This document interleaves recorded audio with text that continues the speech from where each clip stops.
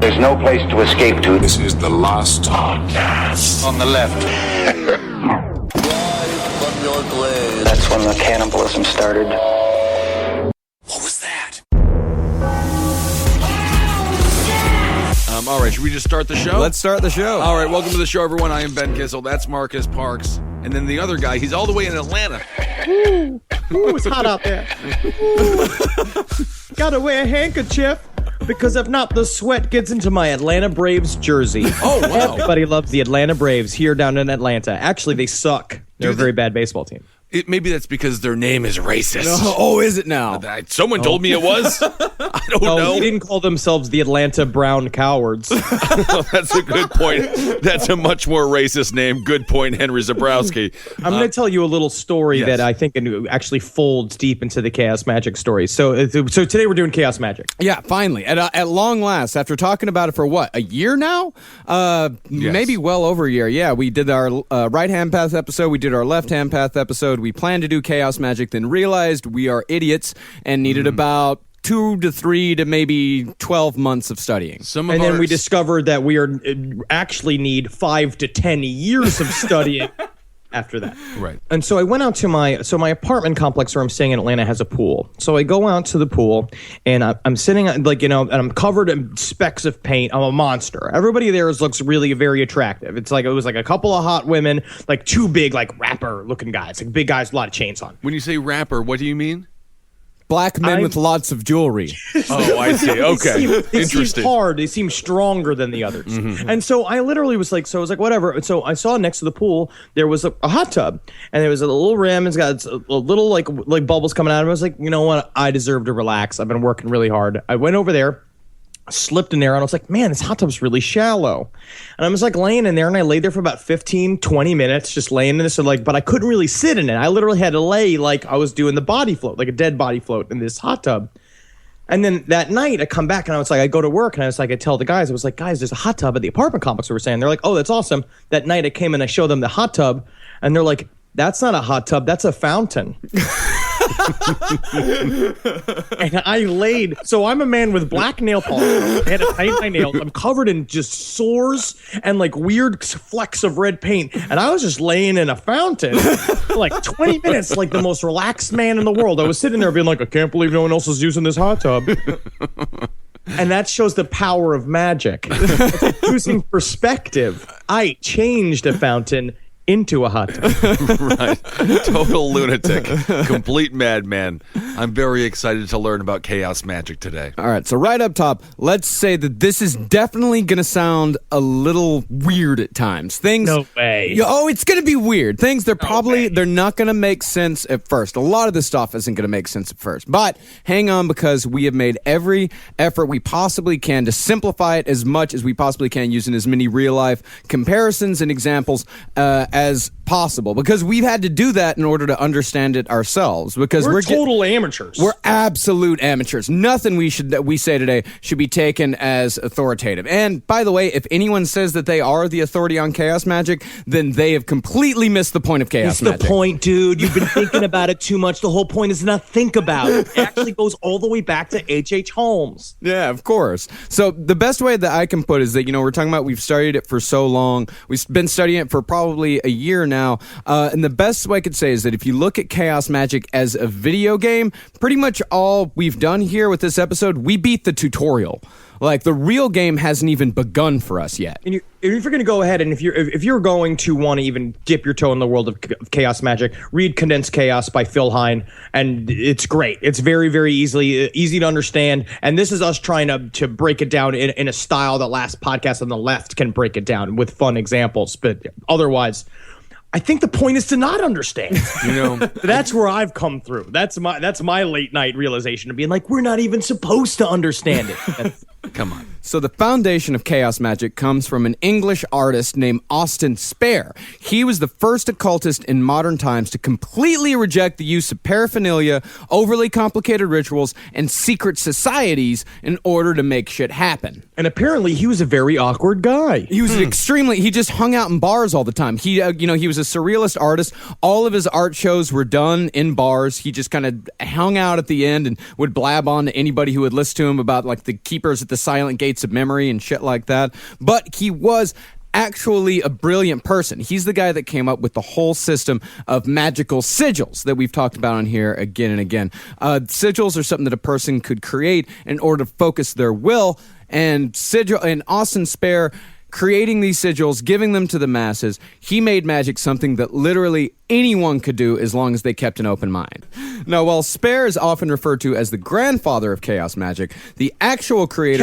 Can we say more that he's the crazy, locked up, isolated old man in a shack of chaos magic? No, he had a very nice, close-knit circle of friends. No, There's he did nothing not. wrong. There's nothing wrong with being a guy that has a close-knit circle of friends that you only hang out with in a bar, one bar that you go to every night. Technically, that's us. But also, what he did was that he rejected all society because he became famous for his nudes. Like, he would draw all these crazy nudes and incredibly technically detailed things. And then people started wanting to pay him a lot of money for his stuff. And he was like, I hate money. I hate people. I want to hang out with the derelicts of society. Yeah. And would go and hang out all night with prostitutes and sailors who were still near the bottom. So sailors are probably still near the bottom, right? Yeah. He hated money and he hated people, but he forced himself to hang out with people he had to pay for.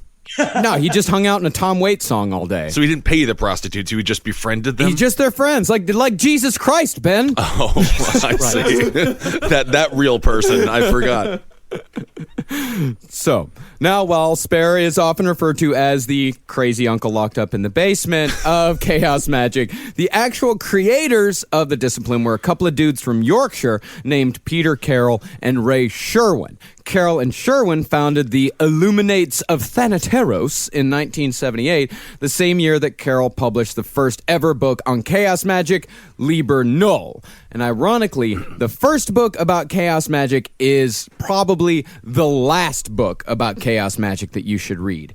It is almost incomprehensible. It is very dense. It is and same extremely thing dense. with Austin Spare's book, The Book of Pleasure. Yeah. Austin Spare also did not really know how to write in a coherent fashion. He was no Stephen King. Stephen King writes a page turner, but his whole stuff being like, "Lo, I have received the winds of chaos," and it's just like over and over and over again. And then at some point, there's instructions in there, Yeah. but I have no clue how he did it. Well, it's beautiful writing. Austin Spare is a beautiful writer. It's very poetic. You got to, but you have to think about it. You have to really you have to sit down with it for a while. Certainly can't have a girlfriend or a boyfriend. Yeah. It doesn't sound like a book of pleasure to me. A book of pleasure is when you open and then a dildo pops. You know, it's kind of What a kind of pop-up. books are you buying? Oh, different kinds of books. It's like from Adam's Family Values. Yes, you should see my library. So remember, magic of any kind can be dangerous, and chaos magic is no different. Do not try chaos magic just from this episode alone, because you will most definitely fuck it up. See the Left Hand Path episode interview with Ragnar and how this shit can go wrong. As Henry said earlier, we used condensed chaos. That's how we came to understand all of this sort of stuff. So if you decide to do this, don't take what we're saying from this episode like, okay, these guys are going to talk about sigils. I'm going to make a sigil. I'm going to focus my will. It's not going to work, or you're just going to be harmful to yourself and the universe at large. So go read condensed chaos before you try any of this shit. See, I've come through the other side and believe that, like, because that's how the beginning of Liber Null is, of being like, chaos magic starts with an egg that births in the darkest reaches of magic. And it was like this whole, and I actually think it's more, you know, in the end we'll talk about perspectives, but in my head it's way more about dealing with the universe and hacking the code behind the universe and understanding that we're a hologram and you can just change shit anytime you like, and you can change shit anytime you like if you just really fucking convince yourself. Hey, Mom, is that a large fat man with black nail polish swimming in the fountain? Mom, why is he in the fountain? It is my will that you will give me 3 free donuts this day. Do we give him the donuts, Mom? It is my will that I will also receive a large coffee with hazelnut flavoring for free this day. Interesting. Okay. But I do agree that it is definitely about rearranging the universe. But if you don't know how to do it right, then you might rearrange the universe in a way that will either fuck you or fuck the life of the people around you. But maybe we all need a dose of that chaos, man, to mix it up. Mix it up, dude. Fucking toss them dice, bro. It does kind of sound fun. It is really fun. And that's the thing, Ben, is that while all this it could be dangerous, chaos magic's just about having fun. Oh, okay. Just have fun with it. That's what Phil Hine added to chaos magic. That's what he was talking about. It's like that was what chaos magic is supposed to be. The major tenet of chaos magic is that you're taking control of it. It's not like the right-hand path where you have to be a part of a series of masters that can judge you and tell you when you've done something right, or left-hand magic where you got to eat so much pussy blood and it's all about like talking to Egyptian gods. This is about you doing you and adding a little fun with it. Magic's supposed to be kind of funny and weird. You're going to find out the universe has a really funny sense of humor, so a lot of times if you wish for money, but if you don't do it really specifically, you're going to get hit by a car and you're going to get money from a lawsuit. Like, it's like that kind of shit. Is it like wearing Crocs and eating ice cream in the wintertime fun? Yes. Yes, Wow. Kissel. That's your magic. That's fun. Yeah, now you're a food magician. Wow. I love it. And speaking of fun, one of the biggest influences on chaos magic is a group of people called the Discordians. Now, Discordians can be annoying. Can be.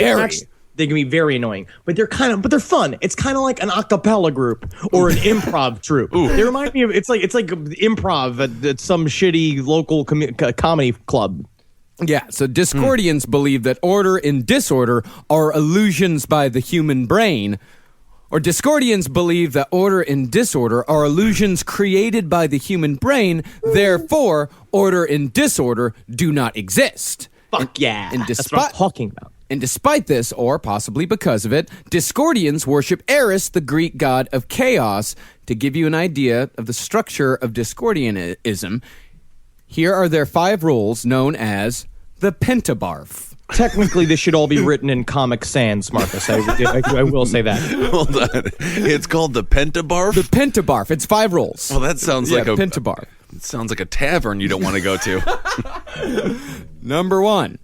There is no goddess but goddess, and she is your goddess. There is no Aresian movement but the Aresian movement, and it is the Aresian movement. And every golden apple core is the beloved home of a golden worm. 2. A Discordian shall always use the official Discordian document numbering system. 3. A Discordian is required during his early illumination to go off alone and partake joyously of a hot dog on Friday. This devotive ceremony to remonstrate against the popular paganisms of the day. Of Catholic Christendom, no meat on Friday. Of Judaism, no meat of pork. Of Hindic peoples, no meat of beef. Of Buddhists, no meat of animal. And of Discordians, no hot dog buns. 4. A Discordian shall partake of no hot dog buns, for such was the solace of our goddess when she was confronted with the original snub.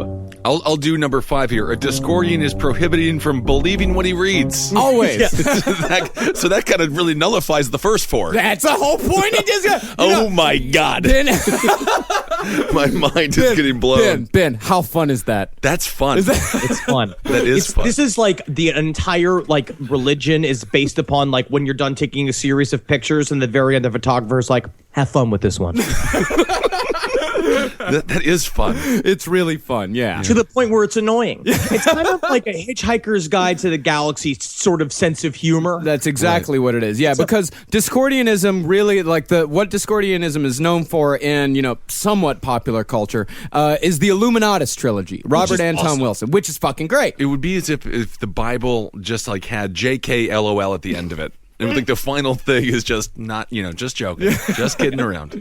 Yeah. The BTW still kill the gays. Oh, wow. That's not right.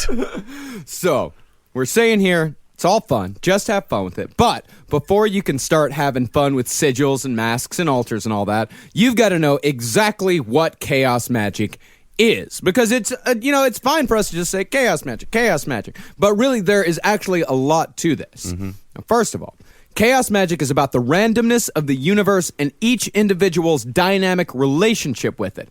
Nothing is permanent, there are no absolute truths, and all fixed beliefs are illusions. The thing to always remember is nothing is true, everything is permitted. Yes, which we will get into later on. Now, chaos magic is the first postmodern magical system, which means that it pretty much has the attitude of fuck everything that came before, we're doing our own thing, and furthermore, fuck you too, I'm doing my own thing. See, that's very similar to a satanic edge to chaos magic. A lot of chaos magic is more like, we're going to do our own thing, you do your thing, sometimes I'm going to do your thing, I hope you'd like to do my thing. I think this is how they sold the population on Brexit.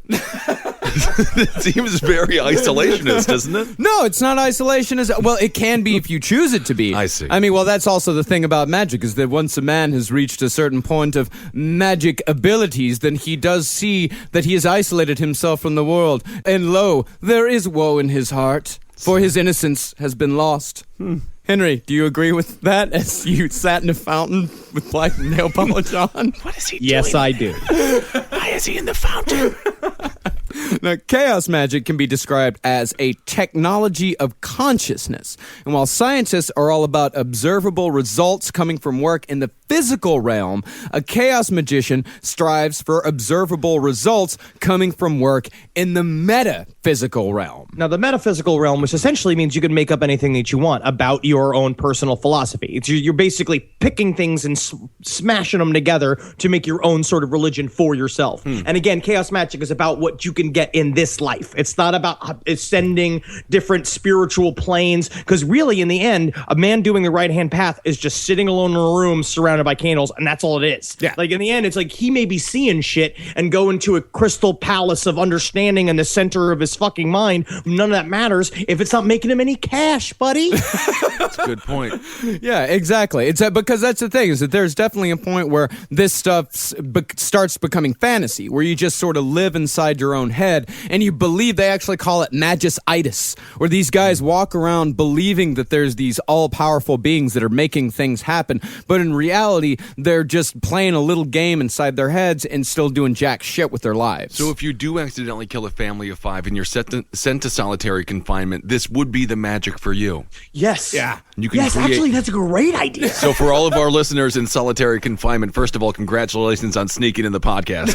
I don't First even of all, want to think about why how. choose this? Choose something else. Send an email to a lawyer. My God. But yeah, use chaos magic. Absolutely. Now, while chaos magic says that even though we may feel as if we are receiving messages and powers from the gods, in reality, these things come from nowhere but ourselves. Or, as Joseph Campbell said, Your God is a manifestation of your own level of consciousness. All of the heavens and all of the hells are within you, Luke Skywalker. My God makes me want to hit you in the head with a baseball bat. What is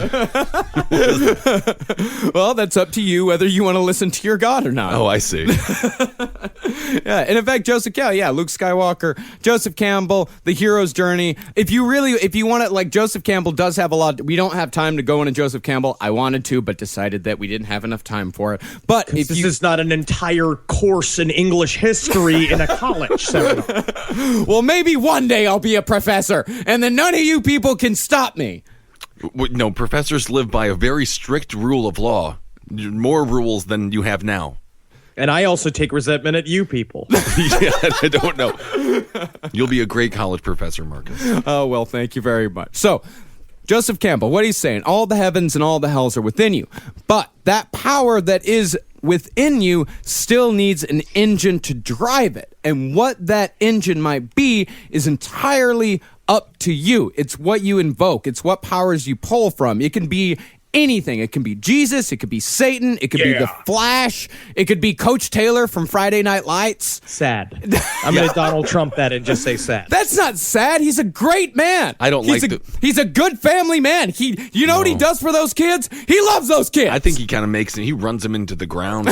He should have, if he was a theater teacher. Tell maybe I that would to like- Smash Williams. I don't think that his name isn't good. He's an actor.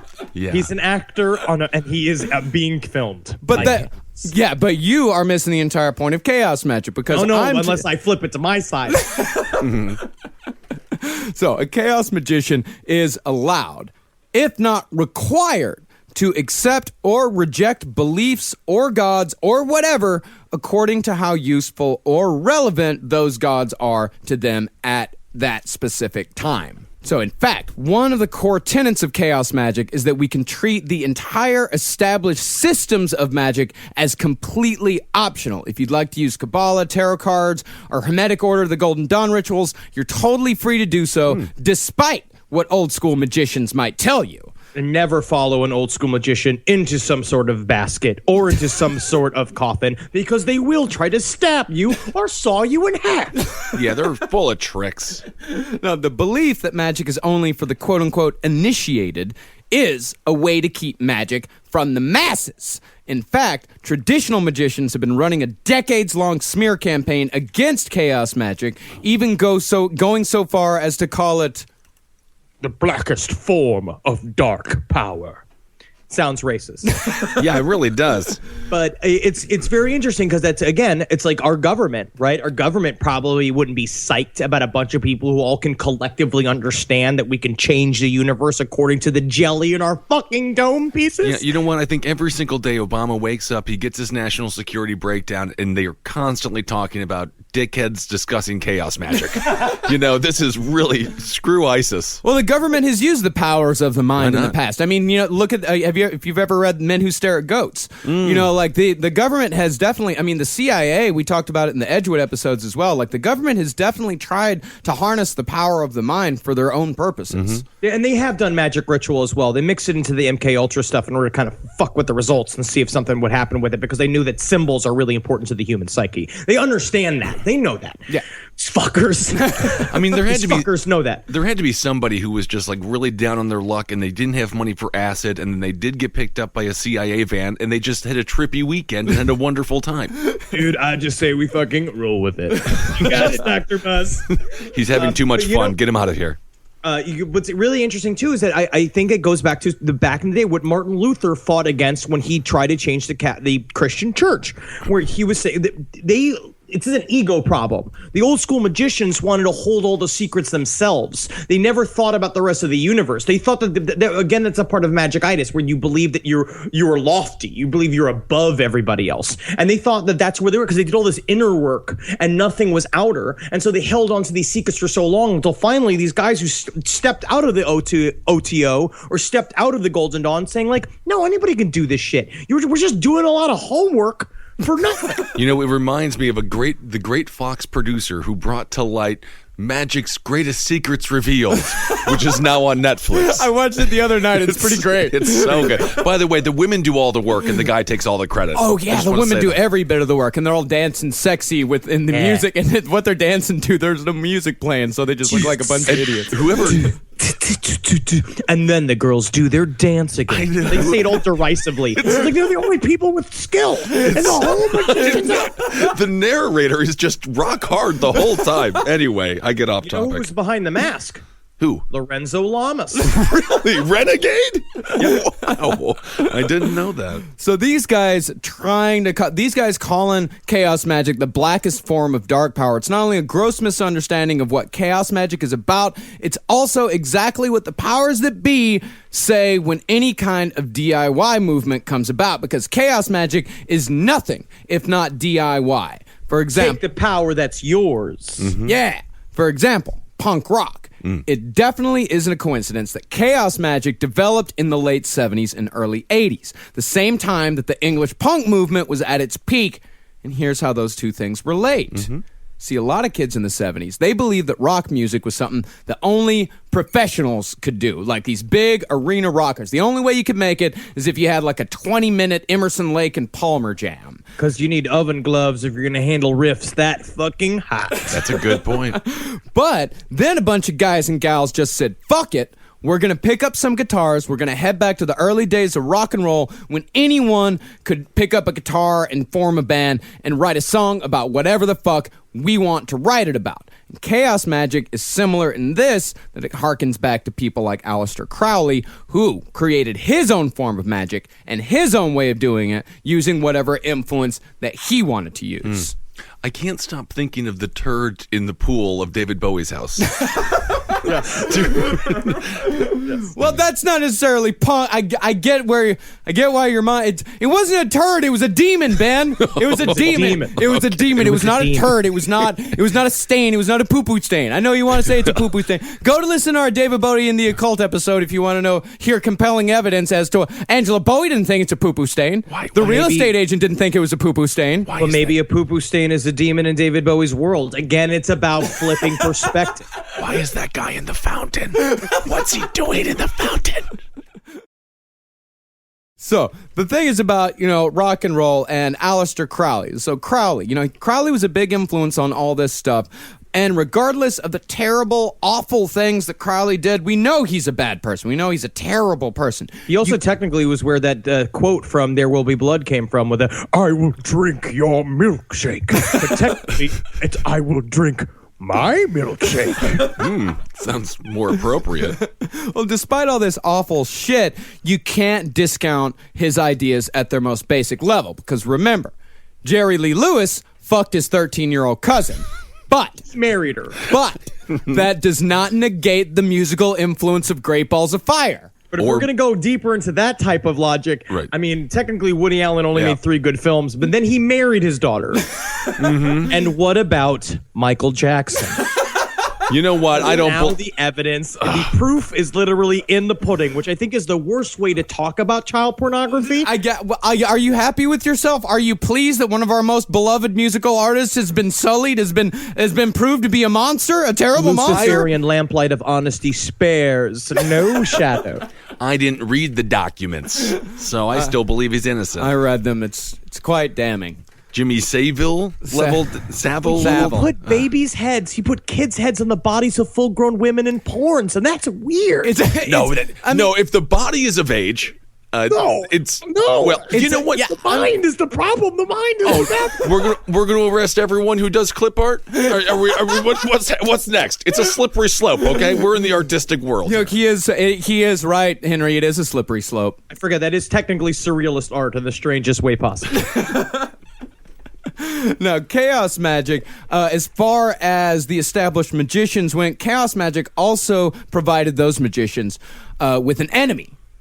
Enemies are always fun for everyone. It gave those established magicians an adversary. It gave them a Satan, while also giving them a sense of superiority. Or, as Phil Hines said, it bolsters up their fantasies of being, quote-unquote, whiter than white.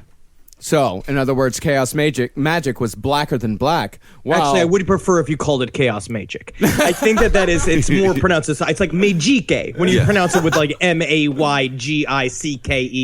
There's an umlaut over the A. Yeah, but these guys, it just gave them even more a superiority feeling, because now not only can they feel superior over regular people, they can now feel superior over an entire discipline of magic. But then the best part about being a chaos magician is that then you can take my own personal satanic perspective on chaos magic and love being the adversary. Yeah. Now you get to be the adversary all the time. You're the villain of the story, and the villain's always the best part. Yeah, but they always lose. Yeah, well, not 9/11. Well, we're not going to discuss 9/11 here. No. And you could argue they did lose in the long run. In the long run, yeah. Now, as far as what chaos magic can do for you, here's an approximation of what Phil Hine has to say in Condensed Chaos.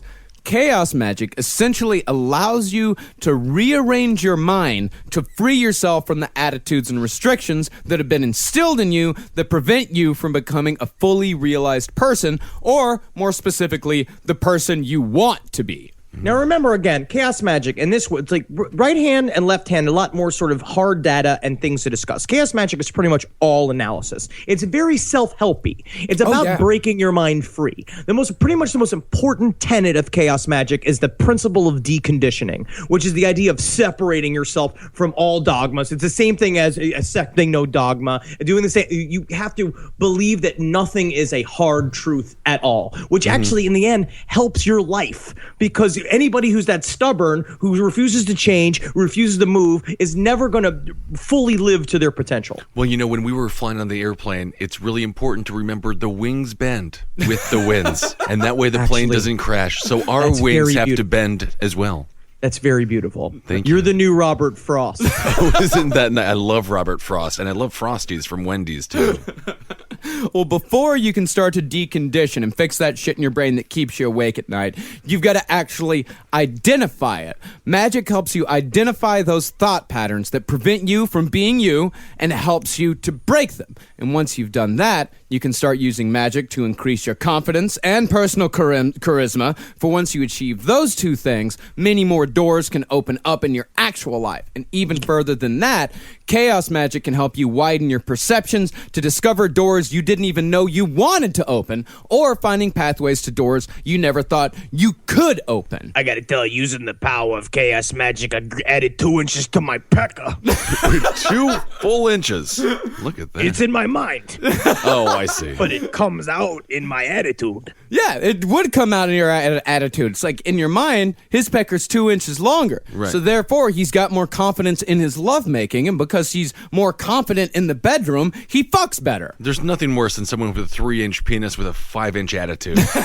You know what? Be who you are. I added a couple of bushes to my root. You know what I'm talking about? Yeah. I'm a magician. I work at the Subway. The restaurant or the MTA subway? It's kind of both. I The don't. Subway in the Subway. Oh, I do not want to eat there. See, that's the thing. Chaos magic. It's all about change in accordance with your will. Whatever you want to happen can happen. Chaos Getting magic laid? is all about possibility. Getting laid, getting paid, getting made. You just rhymed. He loves rhyming. Johnny Cochran. I'm the Johnny Cochran of this podcast.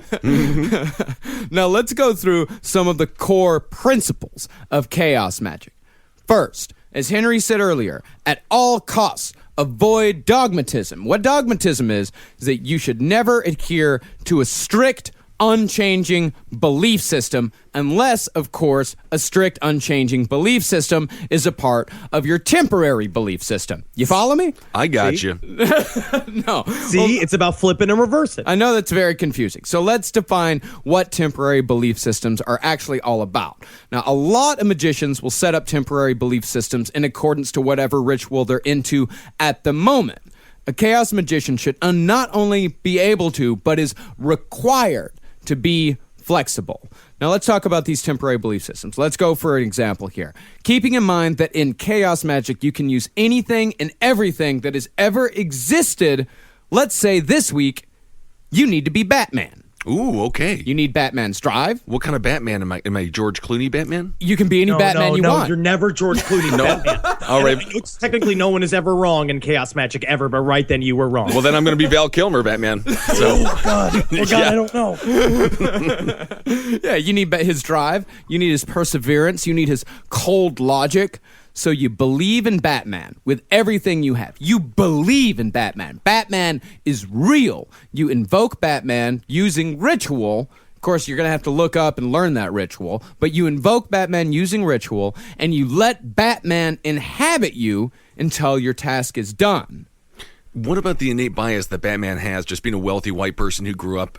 Interesting. That's Issues. interesting. That's issues. Well, that's actually a part of chaos magic, is that unless you are very specific about what you want to bring in as far as these characters go, if you bring in the entire person, then yeah, you might have those innate prejudices. I want to be racist Batman. Yeah, look, it sounds like you just want to be racist Batman. I think you got that, though.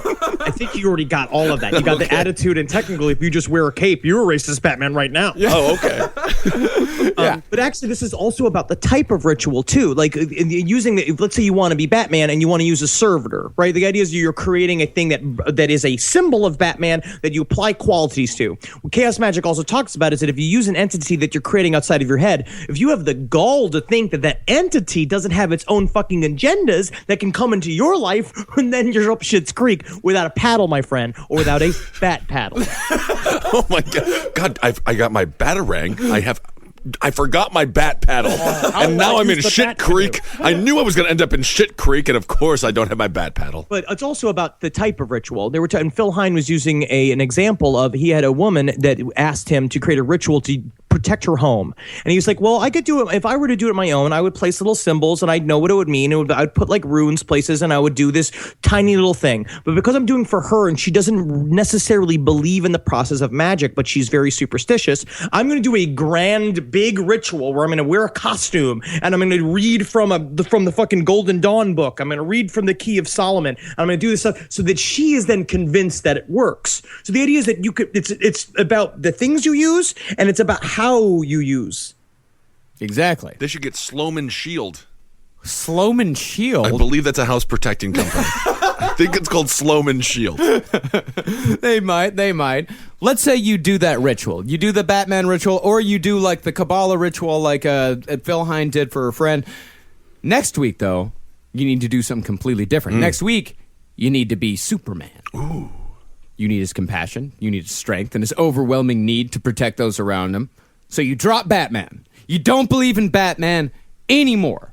Get Batman out of your head. Okay. Now bring Superman into your head. Believe in Superman. And by the way, this is all also ridiculously simplified. But you bring Superman into your head. You do the same ritual, but instead of Batman, now Superman's your guy.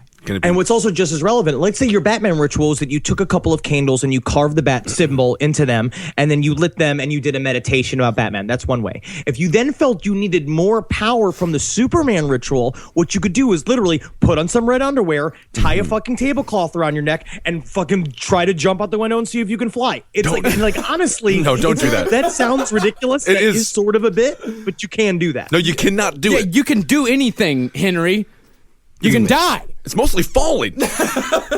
No, but you set out mattresses. Think about that kind of ritual. Spray paint an S on your chest. Like seriously, spray paint an S on your chest, wearing a tablecloth. Know that what you need is his fucking bravery. You set up a bunch of matches, mattresses, like outside of a balcony, and then you jump into the mattresses. So basically, you're describing exactly what Mick Foley did when he was backyard wrestling. Oh my God! You want to talk about a magician? Mick Foley is a magician. I mean, he's the David Bowie of the wrestling world. I completely agree. He envisioned himself as Dude Love, and then 20 years later, he was Dude Love on Monday Night Raw.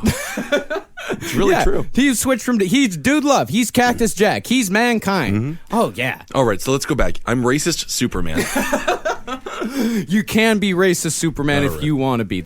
I'm sure if you look in the annals of DC Comics history, you can find an example of racist Superman, and you can bring him in there, and you could use him. Now, the second principle of chaos magic is that personal experience trumps all. For example, it does not matter if an hermetic magician tells you that you're quote-unquote doing it wrong when it comes to magic. If it works for you, then it works. End of story. That is a very important thing to remember. All that matters is that it works for you personally. And if your hermetic magician ever tells you you're doing it wrong, you can just tell him, hey, please, we just make my latte. Yeah. Clam it down. Third, one must hold themselves to a high standard of technical excellence. If you're going to do it, you should do it right.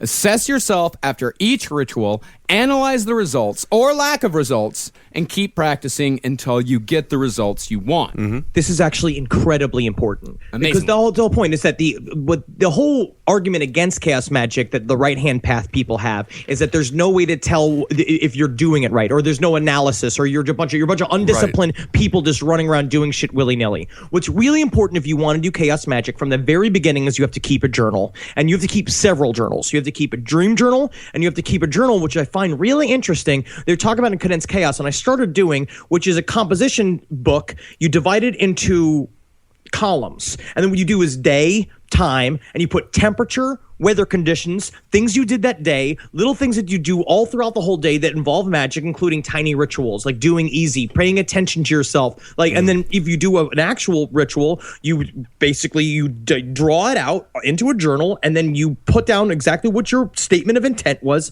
and then you have to put a time limit on it, and being, I'm expecting this result by this time, and then you constantly assess it. That is exactly what you do to make sure the meat is the right temperature when you work at Arby's. And to make sure it's the right date, so you throw it away if it's past the sell-by date. You mean like the liquid tubes that you used to squeeze out? Comes in liquid. It quickly solidifies. It finds its home. This is an actual question. If you don't have any results, how do you know what to look for? If you do it and you get nothing, like what do you even think about to create something? What they have said is that basically, number one, the universe has a sense of humor, and the results may be a thing that you don't really, it flips around. Like what I said, like you wish for money, but instead you get hit by a car and you get money in a lawsuit, right? Like that could possibly happen. Or it just kind of pops out of nowhere. What Austin Spare talks about with sigil magic is that a part of the end of the ritual is that once you fire the ritual is that you have to forget it. You have to forget you even wished for it, because you have to release it to the universe, and then hopefully it comes back, and it can come back at any time. So sort of like Milton's character in Office Space. When he tries to kill himself, he gets hit by the car, and he's very wealthy and doesn't have to go back to work ever again. Yeah. Is it Milton's character? No, it wasn't Milton. Somebody else's character. Tom. Yeah. He made $1 million. It's a jump to conclusion. That's a good one. Yeah.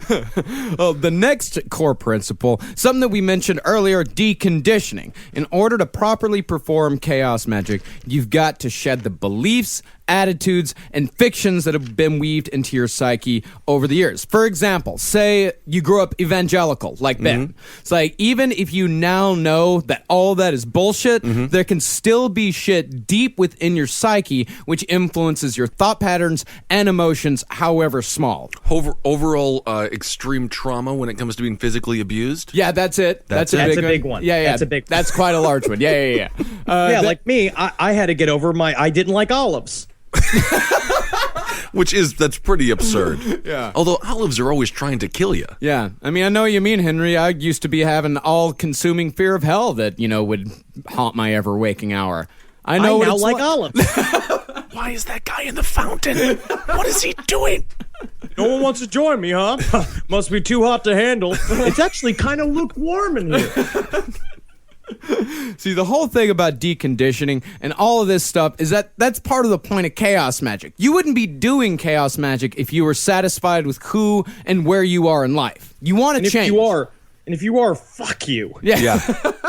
Yeah, you want to change. And in order to affect that change, you need to change the way you think, because chaos magic is about making reality malleable. And if you can't make your own mind malleable, then you're never going to be able to be Batman one week and Superman the next. If you're stuck in dogmatic thought, then you'll only be able to hold one idea in your mind, and chaos is about being able to switch between ideas and beliefs.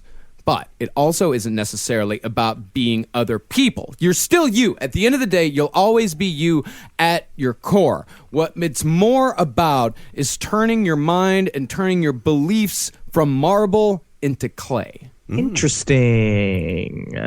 Good analogy. Also, it's about art, right? Because art is very a great example. Is that people, you look at Picasso and those people who change stuff all the time. They change their way. They go from realism to cubism, and they're constantly digging and searching. And again, it's just about a great tenet of how someone could live their life in the most fulfilling way possible, which is don't be stuck in one place. Don't be stuck in a rut. Change your shit. Come at it from another perspective. It's kind of essential. Chaos magic to me now is essential to my thinking about how to do comedy, how to do my work, how to live my life. Isn't it just go with the flow? Well, it's not only going with the flow, it's making your own flow, my friend. Yeah. It's going with the flow while still making your own flow. It's like peeing your own river and then jumping the river and then swimming in your own river. Oh, I see. Yeah. Yeah, and once you do all that, once you really decondition yourself, once you take care of those other core principles, you're able to take whatever you want from any magical system, in addition to themes or characters from literature, TV, movies, religions, cults, whatever you want. And again, it doesn't matter what you use as long as it works for you. And lastly, as far as the core tenets goes, you must be able to enter altered states of consciousness at will, what is known as gnosis. Ooh. Is it gnosis or gnosis? I think it's gnosis. Gnosis. How is gnocchi pronounced? Gnocchi? Gnocchi. It's spelled like gnocchi. The food? It's gnosis. So let's say gnosis. Gnosis. Gnosis. Yeah. I'll order it. Yeah. Because that's the other thing about all this stuff that we're reading. We've never heard anyone say these words out loud. They make up this shit. In the end, it's like it's all made up. All magicians just make up words and throw it at us. And so that's the whole point, is understanding and kind of the dancing on the idea that it all possibly could be fake. It's Gnasius. Now, there are two types of altered states of consciousness. The first is inhibitory, which involves things like yoga, meditation, and sensory deprivation. And the other is excitatory, which involves chanting, drumming, dancing, or sex. Probably not surprisingly, Henry is more of an excitatory type. While I go more for inhibitory. Okay. I meditate.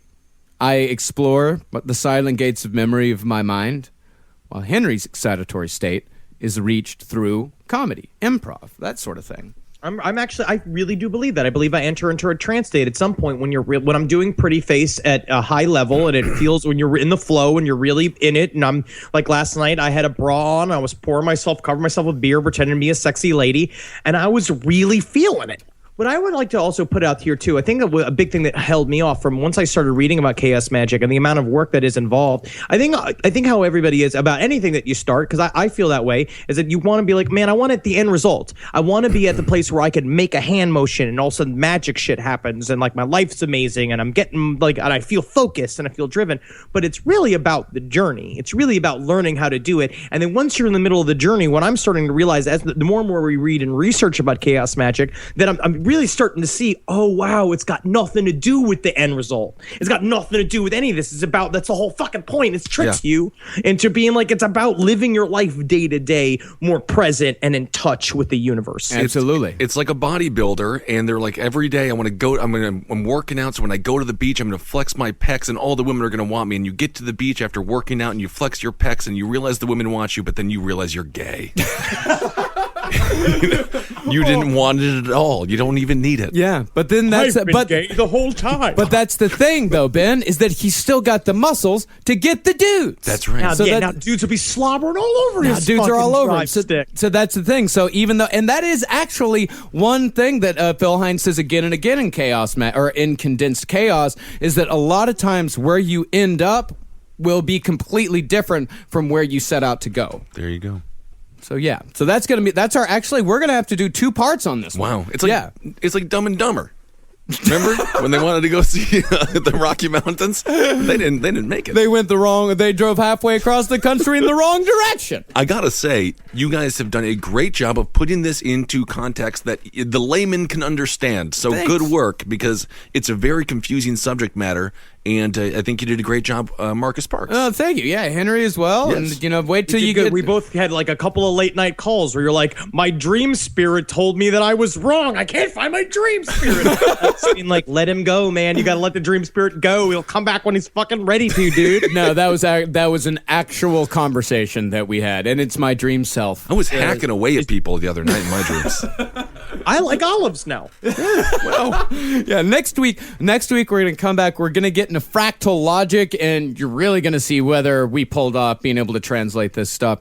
We're going to get into magical models. We're going to get into actual sigil magic, and we're going to talk about a little bit more about Austin Spare. And me and Henry are going to talk about some like personal rituals, some personal things that we've done in our life and how we sort of have been approaching all this stuff. But thank you guys so much for listening. This has been a lot of fun. We've been working on this for months and months, and we really hope you guys have enjoyed listening to it as much as we've enjoyed researching it. And we have to give a very special thank you to everyone who came out to our show at the Kennedy Center in Washington, D.C. It was such an amazing weekend last weekend. Thank you. So many gifts, and everyone was so cool, and the shows were incredible. So thanks. And the people of the Kennedy Center seemed to be a bit upset when we started screaming, "Where are the child prostitutes?" I did feel that. Do you guys not feel the tension after the Kennedy Center from the Kennedy Center people? Because we were talking about like how Kennedy's head was made into a back door, and then we were just kept saying like, "Suck my dick, Kennedy, suck my dick," and they got really upset. I think they may be devoting their lives to the memory of this man. No. And we may be sullying it. No, they loved finger it. banged every intern in that building. Oh my God, they work there. They're employees of the Kennedy Center. They hate JFK. Yeah. I always feel like too, especially when I was watching Kitchen Nightmares last night with Gordon Ramsay, and when he has all the staff get together and he's giving them a speech about how they got to pull together and they got to. It's like I remember being a worker when I was working at Borders or when I was working at Hollywood Video, and if I had Gordon Ramsay come in there and be like, "You guys need to pull together as a team," I'd be like, "What do I give a fuck if this place closes?" Doesn't matter to me one bit. I'm just here for the free DVDs. Absolutely. So if you guys, and also other upcoming shows, of course, we got Baltimore coming up in August. Go to the Arto Bar website and get tickets for that. We're very close to being sold out on that one, so get it soon. We will definitely sell that out. We're coming to England in October. There's a few tickets left for our second show in London. I think Glasgow might be sold out, but it might not be. Go go check it out. gigsandtours.com. Everything that you need to know is there. And we'll see you guys in Los Angeles here in like 2 weeks. That's going to be fucking amazing. Yeah, we're going to do the whole Haxon thing. That's going to be great. And of course, the only reason why we're able to do all of these awesome out-of-town shows is because you guys give to our Patreon. Patreon.com/lastpodcast on the left is where you can go if you want to go contribute a little bit to the show every single week, every single month, and you get cool rewards with every level. Go check it out yourself. Everyone who has given so far, we so very much appreciate it. And the more you guys give, the more out-of-town live shows that we can do. So thank you. And we have our live show right here, July 2nd, this Saturday. Yeah, tomorrow. So if you're tomorrow. So if you're around, come and check it out. It's going to be super fun. If it's not sold out, if it is sold out, just hang out here and we'll have a good time regardless. It's just a cool place to hang out. You can definitely drink at them. You can definitely drink and stare at Marcus and Kiz. Did you just say they can drink at us? Yes, that's kind of creepy, I will say. I did get drunk last night, and I was on iTunes, and I looked at reviews of all the shows here on CCR, and I will just say, it was not... It was amazing. Yeah. Everyone is so unbelievably nice. There was one guy. There's always no. It was everyone was so unbelievably nice, and it was for all the shows. Yeah. So thank you. Thank you very much, everybody, for listening to everything we do on Cave Comedy Radio. And I'm shooting Your Pretty Face is Going to Hell season 3 right now. We're good. The first 6 episodes are coming out in October. I saw cuts of the first 4 that we did from the last block, and I think it's legitimately the best stuff we've ever done. It's really fucking good. All right, hail yourselves. Hail Satan. Hail Geen. Hail me as well, if you would, you little bastards. You cute little bastards. For more shows like the one you just listened to, go to cavecomedyradio.com.